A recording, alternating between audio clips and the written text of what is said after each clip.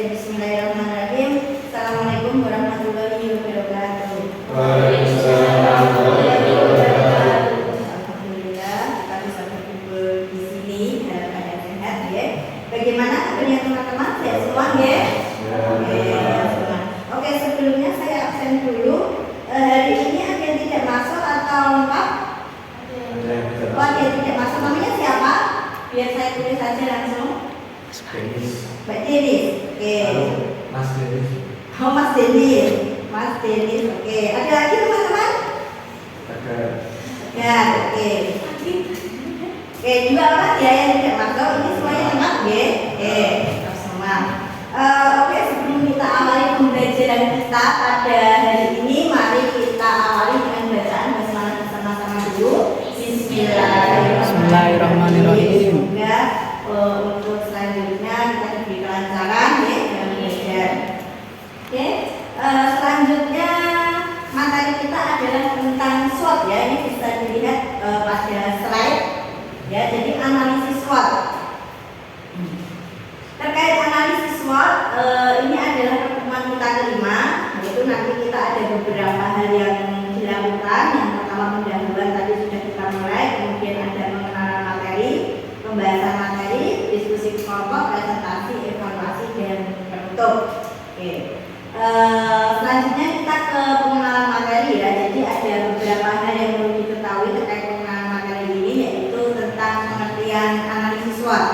Jadi di sini dikatakan bahwa analisis SWOT adalah kerangka kerja yang digunakan untuk mengevaluasi ya. Jadi komponennya itu ada 4. S-nya itu kekuatan atau strength, W-nya itu weakness atau kelemahan, terus kemudian O-nya itu opportunities, peluang, dan threat adalah ancaman. Nah, di sini ada beberapa manfaat juga, kemudian ada tujuan dari analisis SWOT. Oke, kita bahas satu-satu dulu terkait komponen dari analisis SWOT, yaitu yang pertama adalah identifikasi. Oke, identifikasi sumber kekuatan.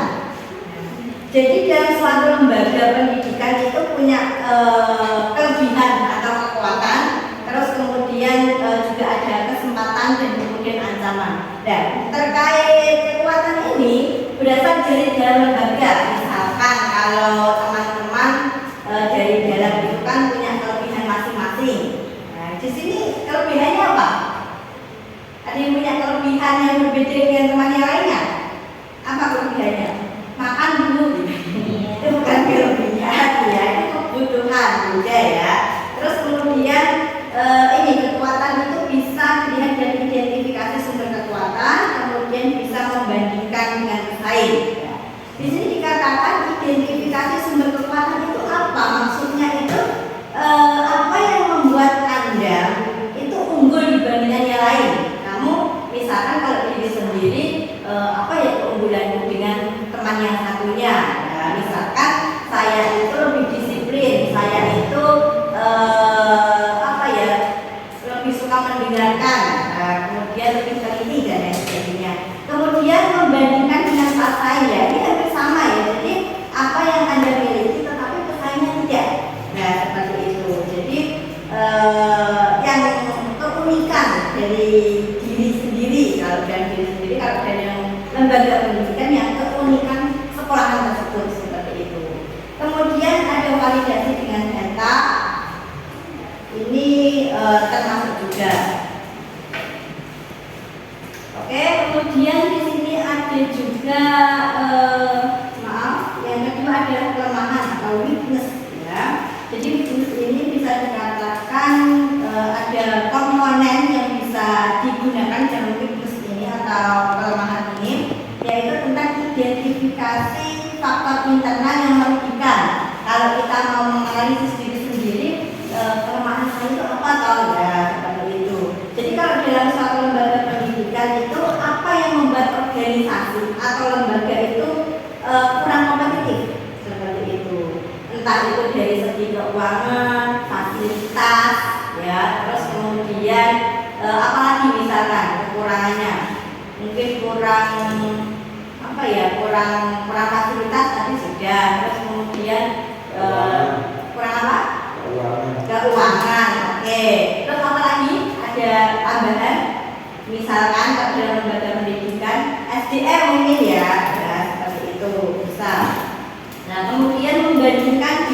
standar industri atau saing ya.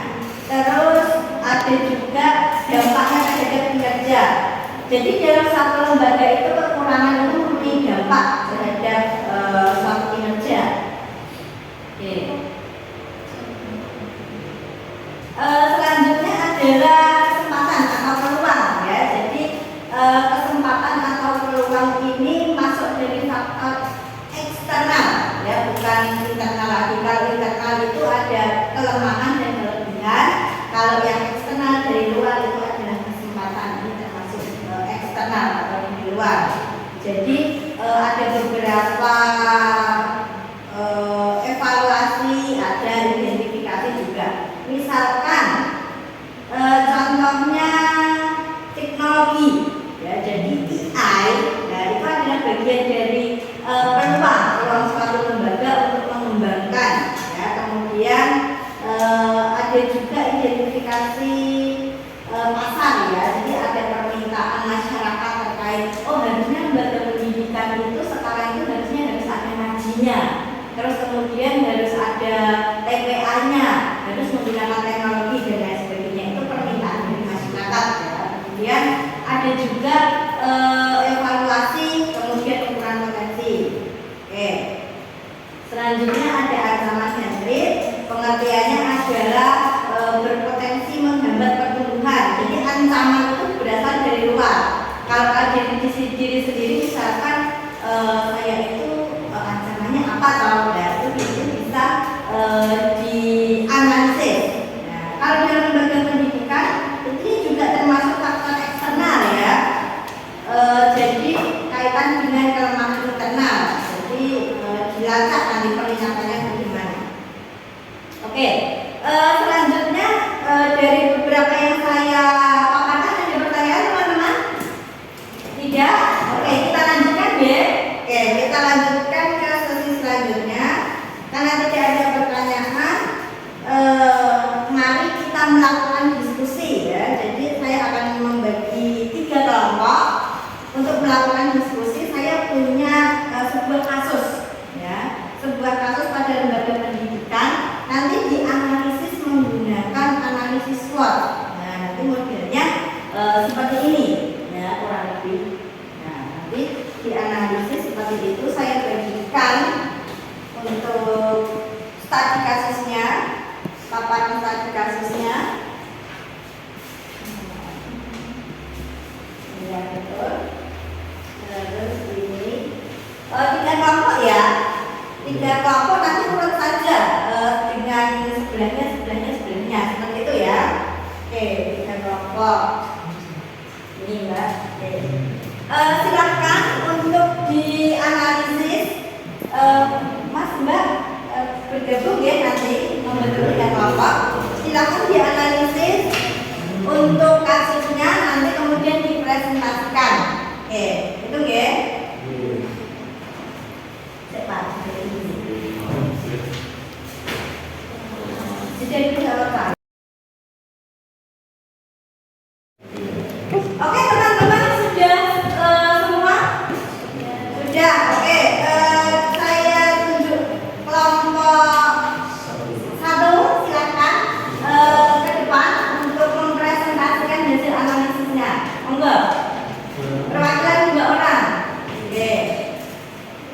Pertama bisa kasusnya, kemudian hasil dari analisisnya. Silakan. Analisis SWOT untuk sekolah menengah atas. Ini langsung saja. Ya, ini kasusnya dibedakan dulu. Kasus paparannya. SMA Iya, dibaca. Atau SMA SDZ adalah sekolah negeri yang berlokasi di kota sedang berkembang. Sekolah ini memiliki reputasi akademik yang cukup baik, tetapi menghadapi persaingan ketat dengan sekolah swasta dan beberapa sekolah negeri lain di daerah tersebut. Dalam beberapa tahun terakhir, jumlah pendaftar menurun dan fasilitas sekolah mulai terlihat usang. Kepala sekolah ingin melakukan analisis SWOT (SWOT) untuk mengidentifikasi kekuatan, kelemahan, peluang, dan ancaman guna menyusun strategi perbaikan. Oke, untuk hasil analisisnya? Hasil analisisnya adalah hasil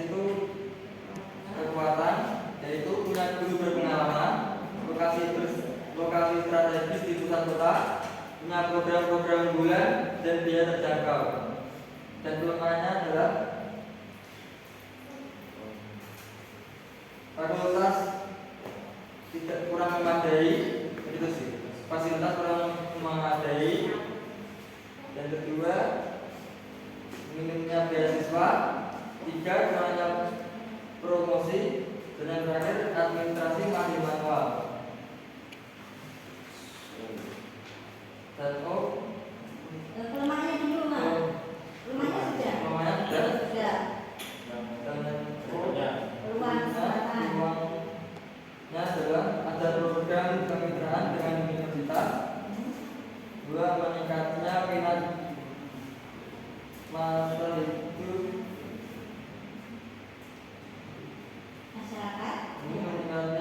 masyarakat itu terhadap pendidikan Saya ya. dan yang terakhir tren digitalisasi. Dan berikutnya T atau ancaman, biaya sekolah swasta menawarkan fasilitas lengkap. Yang kedua, berubah kebijakan pemerintah. Dan yang ketiga dan terakhir, persaingan ketat. Oke. Dari hasil analisis kelompok 1 ini mungkin ada feedback dari teman-teman.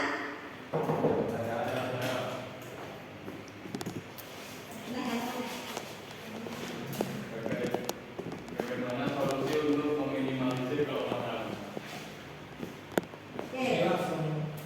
Solusi untuk meminimalisir kelemahan tadi apa? Solusinya yaitu dengan cara memaksimalkan kekuatan serta dicari akar permasalahan dari kelemahan tersebut. Oke, bagaimana? Yang bertanya? Cukup? Cukup. Oke, silakan beri tepuk tangan kepada kelompok 1. Boleh hidup kembali. Untuk selanjutnya kelompok 2. Oke, baiklah teman-teman yang sudah presentasi tadi, terima kasih ya. 3 kelompok tadi sudah presentasi dan sudah diberi tanggapan ya. Oke, saya punya beberapa pertanyaan untuk dijawab teman-teman. Jadi nanti saya berikan lembar soal untuk dijawab teman-teman terkait pembahasan atau materi kita tentang suatu ini. Ya. Jadi untuk mengetahui seberapa jauh pemahaman teman-teman terkait suatu ini. Oke, saya beri lembar soalnya ya. Ini ada jenis-jenisnya nih Mbak ya. Oke, silakan dikerjakan 5 menit saja. Nanti setelah itu dikumpulkan ke meja saya. Oke, silakan dikerjakan.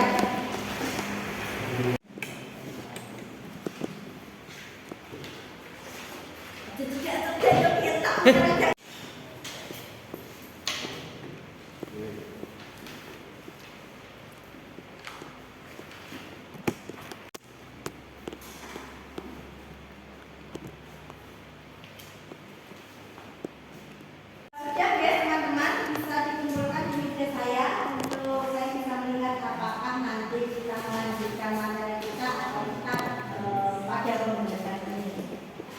Oke, silakan dikumpulkan.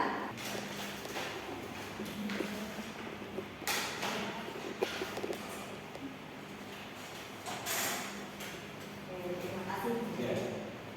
Oke, saya cek dulu bagaimana hasil jawabannya terkait materi hari ini. Oke, saya rasa semuanya sudah memahami ya dan mengerti terkait materi kita hari ini. Jadi kita bisa lanjut ke materi selanjutnya.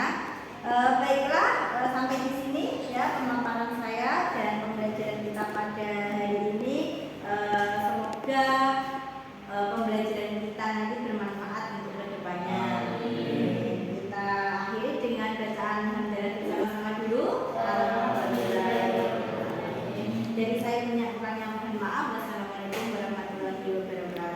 Waalaikumsalam warahmatullahi wabarakatuh.